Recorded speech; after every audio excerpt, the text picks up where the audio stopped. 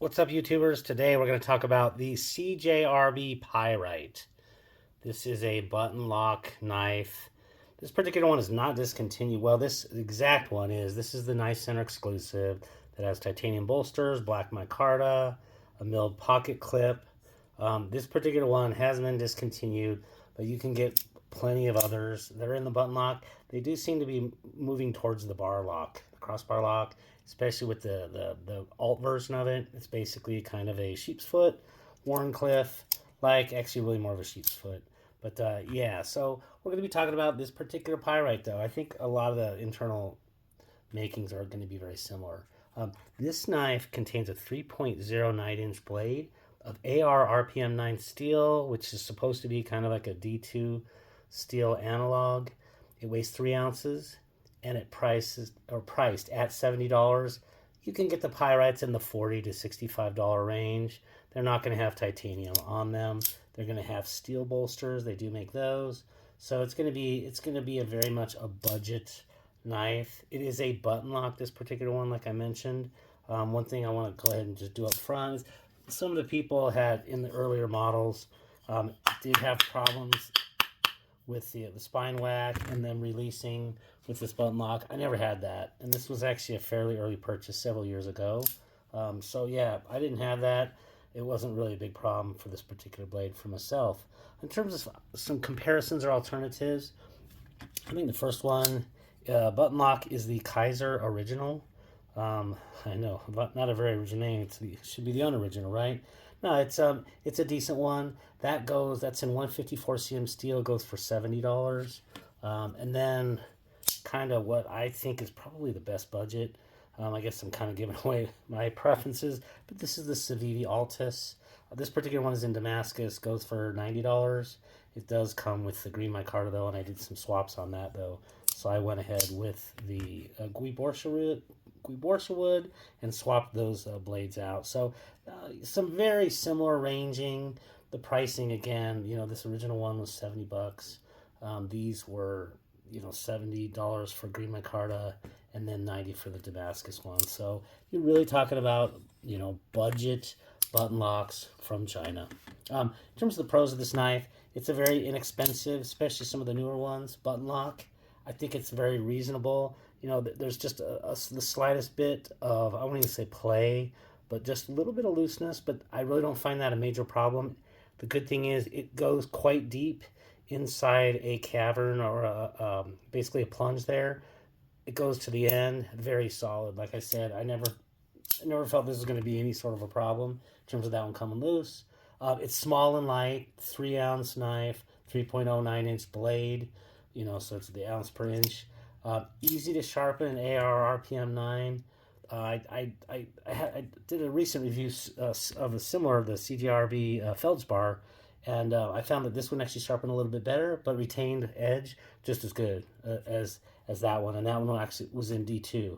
So I think it is an analog. I do think it's a little bit easier to sharpen, but it seemed to me to retain as much edge as their D2. Not a problem. The one thing that I normally don't like, but I did like on this one, if you take a look at those proud liners inside the micarta, basically the form of the frame. Normally I don't like that kind of shadow boxing, but on this particular one, I do like it because there's a lot of stainless around, and also as a matter of comfort in hand, it kind of adds a little bit of like I don't know, a little bit like a contouring of sorts or on the top, and they're nice and rounded actually. So I think that was actually really a good thing. Again, normally something I don't like, but as far as comfort and function, it was good. This one has great two-handed action. Left-handed. The good thing about button locks is that they are very left-hand capable. Again, this particular one doesn't have a reversible pocket clip, of course, because it's milled titanium. But for the most part, I can't do it. The backside left hand, but it's definitely relatively good. And for two-handed position, it doesn't shake out easy. That was a good thing. If you shake it real hard, and you're going to almost be able to do that with just about any button lock, but you got to shake real hard. So this isn't going to be just coming loose. Very nice. And there's lots of alternative pyrites. There's the alt sheepsfoot I talked about. There's a Bowie clip point now that's kind of new. And that's a good thing. I think is having different blade shapes for different purposes. Definitely not a bad thing at all. In terms of the cons, this one has the shittiest, shallowest Torx T6 hardware, and there were actually two of them. So I think that's T8. Might be, yeah. I think that's T8 at the pivot. But these are all T6, and the pocket clips. I know that one of those, the top one, it's so shallow, and it's just not very good and sharp, so to speak, in terms of your. I don't know if how well that will show up, but your Torx screwdrivers just won't work with it. You're gonna strip it, so you might as well get ready to install some new ones. So there's really no servicing of this particular one by my book without having additional screws nearby, and that's a really big con.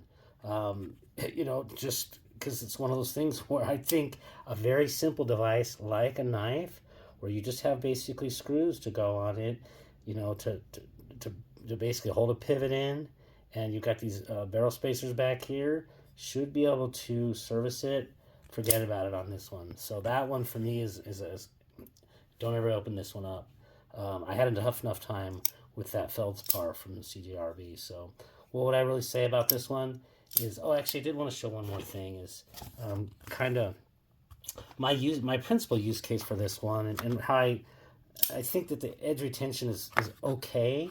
It's probably, like I said, it's in the 59 range-ish based on my experience of it. Is I did a lot of cutting of synthetic. So these are actually customizable car mats, quite hard. And on the earlier ones, when I just basically was cutting through it, there was backside synthetic, like true synthetic, and it cut it nice and sharp there. So you see it's got a nice edge there. But by the end, it was kind of sliding by that. And when I was cutting, it was just kind of folding that particular stuff over. So that's why it's not real great. But hey, it's a budget for $70. So I would say it behaved like a $70 budget knife with a typical heat treat with a typical steel.